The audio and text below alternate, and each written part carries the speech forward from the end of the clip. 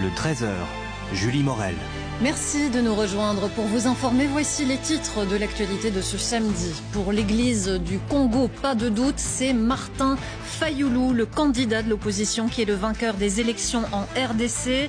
L'Église congolaise toute puissante qui jette un pavé dans la mare alors qu'on craint un report de la communication officielle des résultats.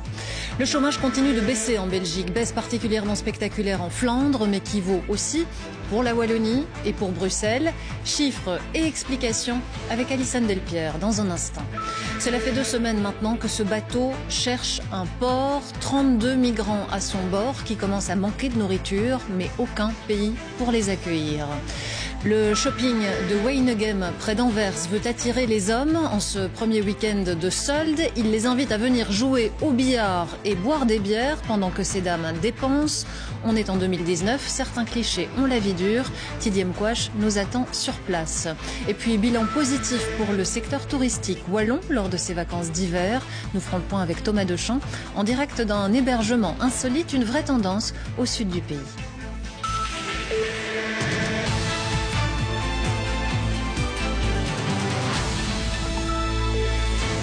Bonjour à toutes et tous. Martin Fayulu est-il le nouveau président de la République démocratique du Congo? L'Église catholique congolaise affirme en tout cas qu'il est le vainqueur du scrutin de dimanche dernier.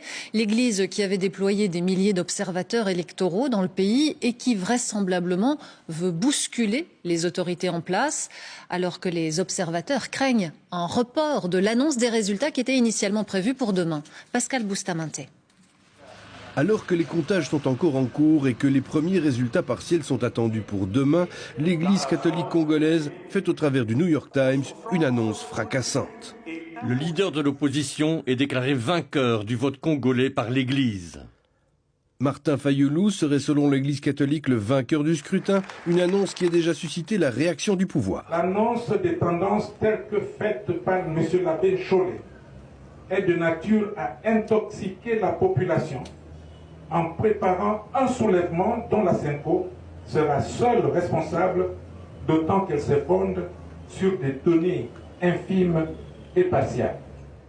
L'Église catholique, acteur majeur de la scène politique congolaise, a déployé des milliers d'observateurs sur le terrain.